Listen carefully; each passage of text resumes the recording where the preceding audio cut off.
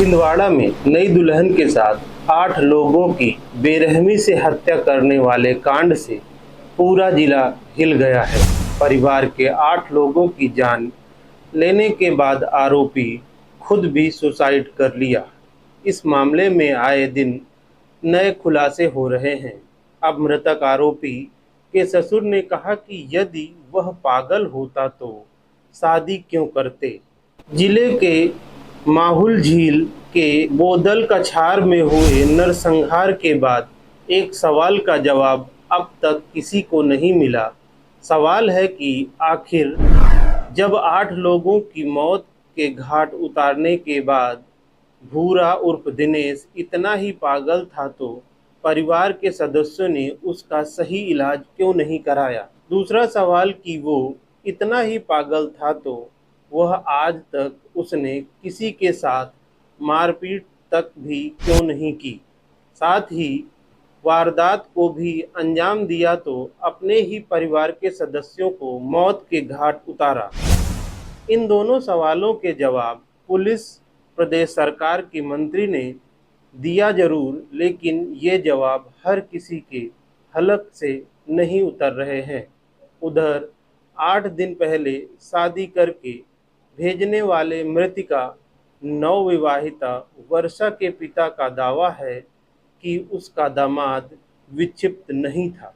यदि वो पागल होता तो क्या हम अपनी बेटी की शादी उसके साथ करते। 21 मई तक सब कुछ ठीक था, शानदार तरीके से शादी भी हुई। इसके बाद 27 मई को भी बेटी को विदा किया। इस पूरे वाक़ये में बेटी वर्षा ने ऐसी कोई जानकारी नहीं दी कि उसका पति पागल है या फिर उसकी कोई हरकत है। यहाँ पत्नी ने उसके पागल होने की कोई बात नहीं बताई थी।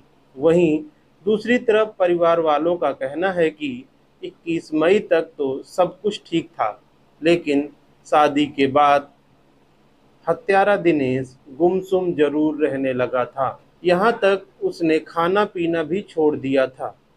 इसके बाद परिवार के सदस्यों ने उसका एक पड़िहार ओझा से झाड़ फूंक भी कराई थी, लेकिन दिनेश बड़ा कदम उठाएगा यह किसी ने सोचा भी नहीं था। बता दें कि पुलिस और प्रशासन का दावा है कि दिनेश एक ऐसी बीमारी से पीड़ित था जिसमें बीमार शख्स सब कुछ भूलकर ऐसा ही कदम उठाता है जो दिनेश ने उठाया। फिलहाल पुलिस मामले की और बारीकी से पड़ताल में जुटी हुई है। 8 हत्याओं के बाद बोदल कछार गांव में शमशान सी सन्नाटा फैला हुआ है, जहां गांव की हर गली में मातम पसरा हुआ है। नरसंहार करने वाला दिनेश उर्फ भूरा संयम अपने परिवार में भाई बहन में चौथे नंबर का था। इस परिवार का सबसे बड़ा भाई 35 वर्षीय श्रवण था। इसके बाद बहन आशा और आशावती है, जिसका विवाह यहाँ नज़दीक के गांव में हुआ है। ये जिम्मा भी श्रवण ने उठाया था, जबकि सबसे छोटी बहन पार्वती थी। दिनेश के पिता विश्राम भी मानसिक रोगी थे, जिनका 8 साल पूर्व निधन हो चुका है। दिनेश विवाह के बाद से ही परेशान था, लेकिन क्यों इसका जवाब नहीं मिल पाया। रील के लिए पागलपन, शादी से नाराजगी हैरान कर देगी। छिंदवाड़ा सामूहिक हत्याकांड की वजह कुनबे के कातिल दिनेश उर्फ भूरा का विवाह 21 मई को वर्षा के साथ हुआ था। इसके बाद वह 22 मई को विदा होकर मायके चली गई। वहां से एक सप्ताह बाद 27 मई को वर्षा वापस विदा होकर ससुराल आ गई थी। उसकी मां कमलाबाई के अनुसार 28 मई की रात 9 बजे के आसपास वर्षा ने आखिरी बात उससे बात की थी।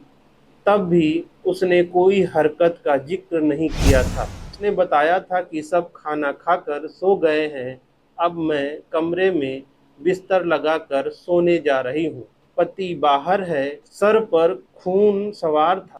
8 को मारकर भी नहीं मिल रहा था चैन। बड़ी माँ के घर घुसा लेकिन बोदलगछार में हुआ नरसंहार में एक बच्चा हमले में घायल हुआ था।